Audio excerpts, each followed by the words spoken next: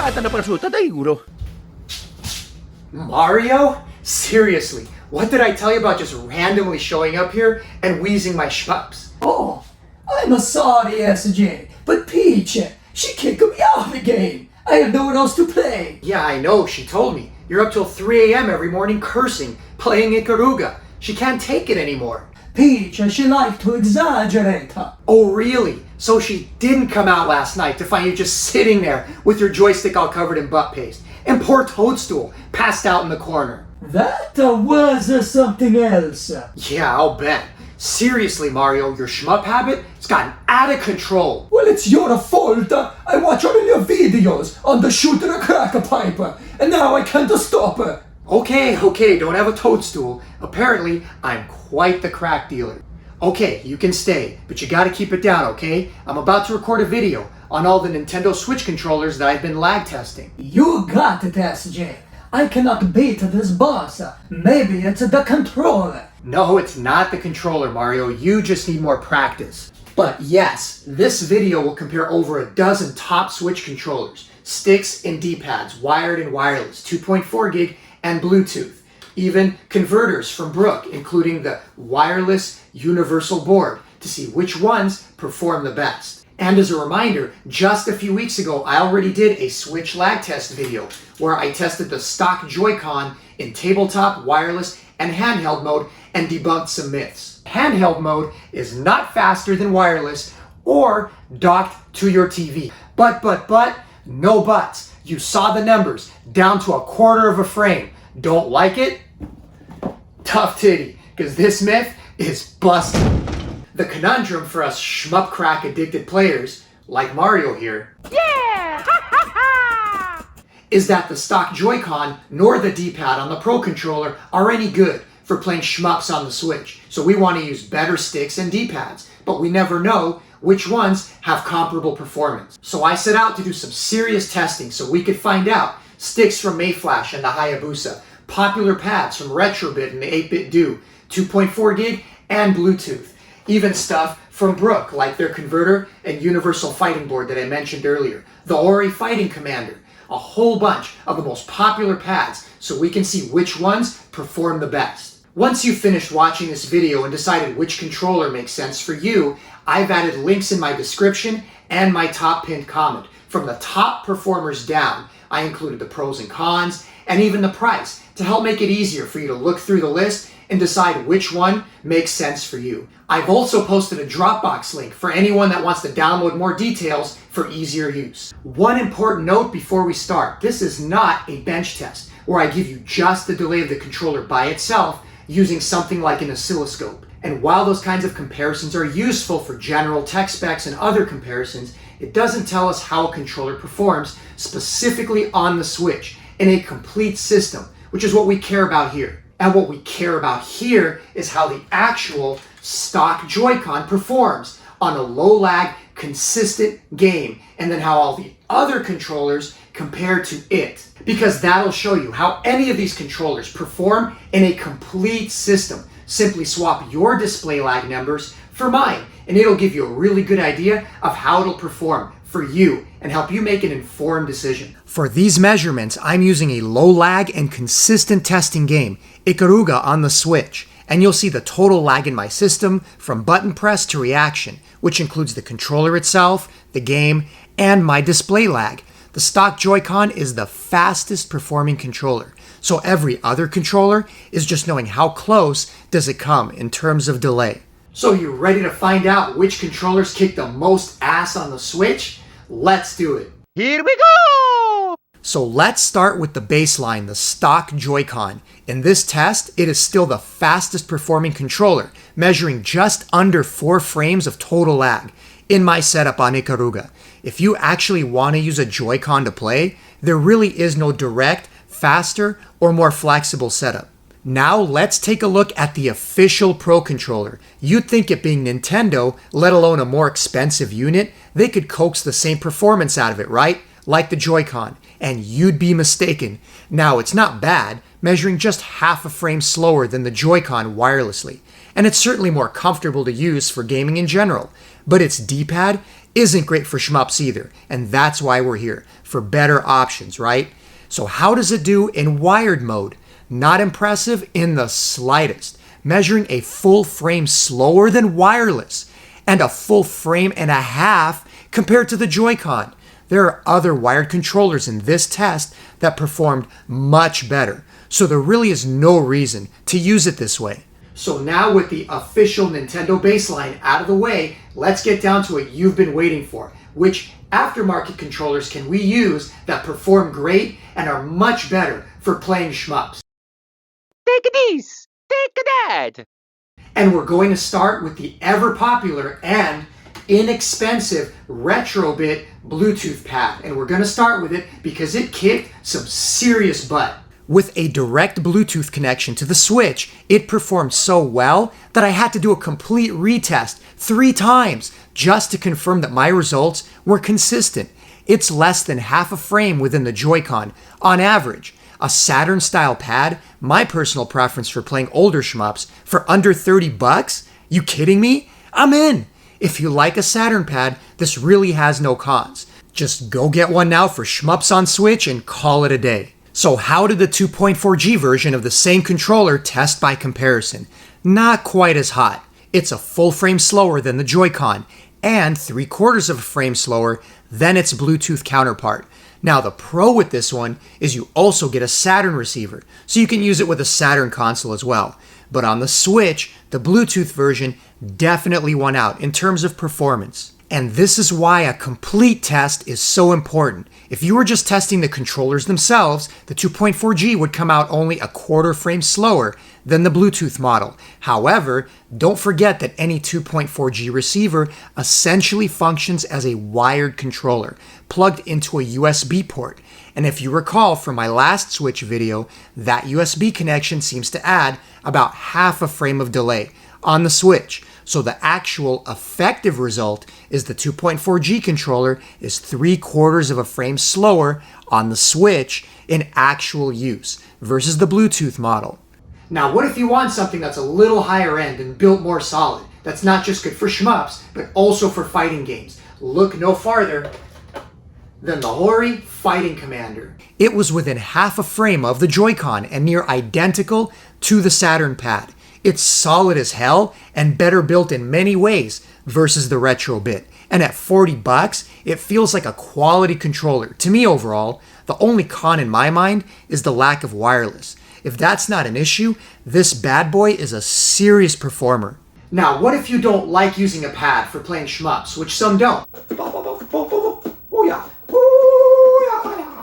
Many serious players prefer using a stick, especially for the newer bullet hell style games. Well, there's one stick that performed just as well as the Fighting Commander. No surprise, because it's also made by Hori, and that is the dead sexy RAPV Hayabusa. It's identical to the Fighting Commander within my testing margin, except you get one of the baddest sticks you can buy for the Switch. Again, if you want to use a stick, in all likelihood, you're also okay playing wired. The biggest con on this baby is price at $150. But come on, if you're looking for a top-of-the-line stick, you already know what you're getting into.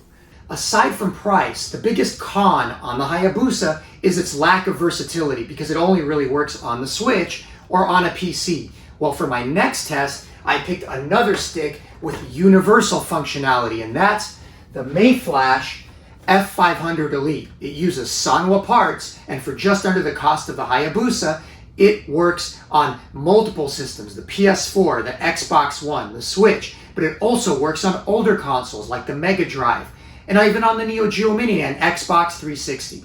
But how were the lag test results compared to the Hayabusa stick? Let's take a look. According to these results, the universal application comes with a cost. About 3/4 of a frame slower than the Hayabusa, which makes it almost a frame and a half slower than the Joy-Con, which is a big deal for some, especially those playing competitively. But the huge pro here is the versatility. Also keep in mind, there are less expensive versions, the standard F500 without Sanwa parts, as well as an F300 at only $50. So you get a lot of options and versatility, but at the cost of added delay. Now that I've tested this F500 stick, it's time to gut it. Why would I do that? Because it's the perfect time to test the Brooke Universal Fighting Board. A good few people have been asking me to test this, and I have to take the F500 apart and rewire it. This board allows you to take any stick or make your own and use it on a Switch, PS4, Xbox One, or PC. Pretty cool, right?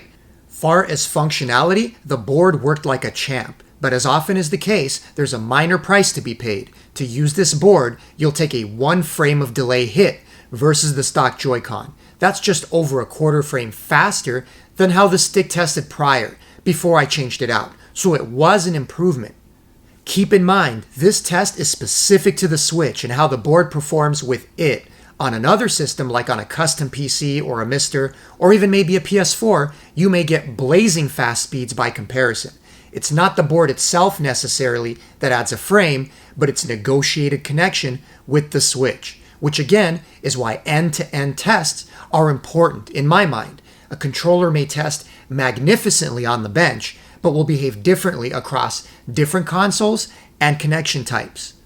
What's also interesting here is that no matter how many times I tested, both the wired and wireless results were near identical within my margin of error. They even had the same minimum and max latency and were incredibly consistent. So if you want to build your own stick for the Switch, you can be within 1 frame of a Joy-Con and less than half a frame within a Hayabusa using this cool board. It's not as fast as the top performers here, but you may feel it's worth it to use your existing stick or create one of your own.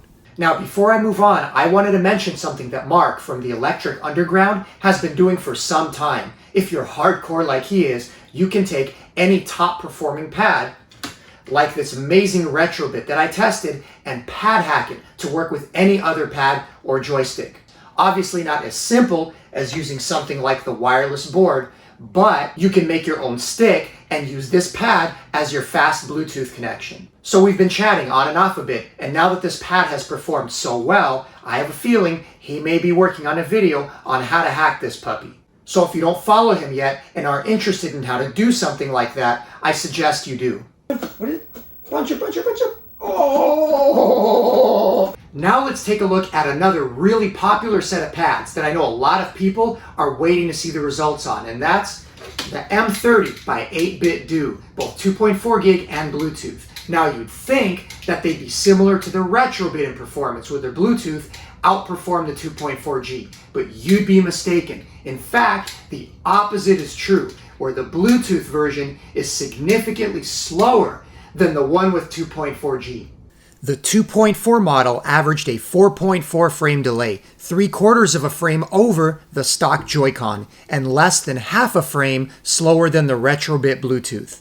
This is honestly not surprising, as a test posted some time ago on RetroRGB.com showed the 2.4G receiver at only 3.6 milliseconds delay, controller only, while the Bluetooth version of the same controller, a whopping 21 milliseconds.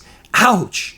That's over a full frame slower, so despite the fact that the 2.4 wired USB connection on the Switch adds a half frame of delay to the 3.6 milliseconds, it's still not enough to outweigh the much slower performance of the Bluetooth model. And again, my tests showed this with the M30 Bluetooth model at almost 5 frames of delay, still an additional half frame slower. So the 8-Bit Do 2.4G model is excellent. Do go that route. And again, at $25, it's an absolute steal for a wireless unit. So if you prefer the feel of the 8-Bit Do to the Retrobit, the 2.4 model is your ticket. So next, I tested the Brooke PS3, PS4 to Switch adapter that allows you to use a wide variety of not just Sony, but other third-party controllers on the Switch. The question is, does the hidden performance justify its use? I use a lot of Brooke converters with good results, but I've never tried their more modern console USB converters. Here, I used my wired Sony RAPV stick into the converter, and for this test, it wasn't the greatest performer. That's a full frame and a half slower than a Joy-Con. Now, if you just want to use your existing stick or pad and that's the priority, it's certainly an okay option, and it could also be Other pads do better, or worse. Half a frame of this delay is likely due to the USB interface on the Switch, with the other frame the converter itself. There's a lot more testing that can be done on a converter like this, but for this comparison, I just wanted to show a baseline of what you could expect. Finally, I tested a couple of third-party Nintendo Switch Pro controllers, both wired and wireless. Not that you'd want to play shmups on them necessarily, but I wanted to see how they perform, considering how expensive the official Pro controller was. First up is the wired-only PowerA model that I just happened to have laying around, and it didn't do that bad at all. It's exactly 1 frame slower than a Joy-Con, and half of that is likely the USB interface. I personally don't see why you would use this one specifically, but as far as cheap wired-only Pro controllers go, it's still slower than an official Pro in wireless mode. Next up was the YCC Team Pro Bluetooth model, and it performed the worst of the lot. Sure, it's cheaper, but if you're looking to play shmups on a good pad, I can't see why anyone would choose this option at all.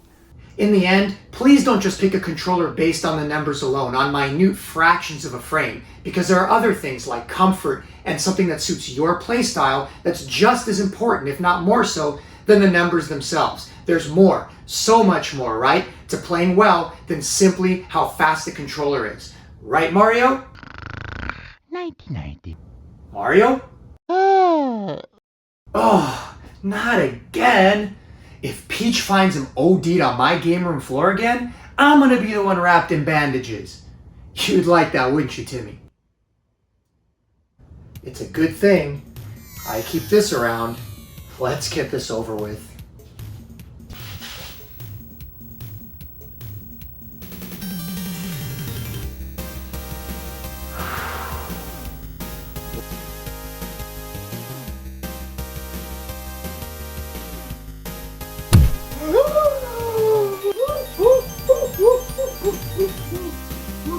Are you alright, Mario? Say something. 2 more minutes? 2 more minutes. Yeah? Whew. Yeah, you're alright. You've had enough for one day. So anyway, I hope you found some of the tests useful, and if you want to pick up some of the best performers, I put links in my description to make it as simple as possible. Full disclosure, they are affiliate links. It cost me at least a few $100, if not more, to buy all this different hardware to do the testing. So if you choose to use them, it does help me recoup some of the costs. Just know that the links were placed there based on the test results and not the other way around. And if you haven't yet, don't forget to sign up for the big giveaway, as it's almost time. And until then, smoke them if you got them. Just try not to smoke as hard as Mario here. No.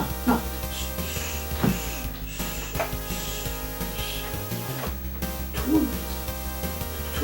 2 minutes. 2.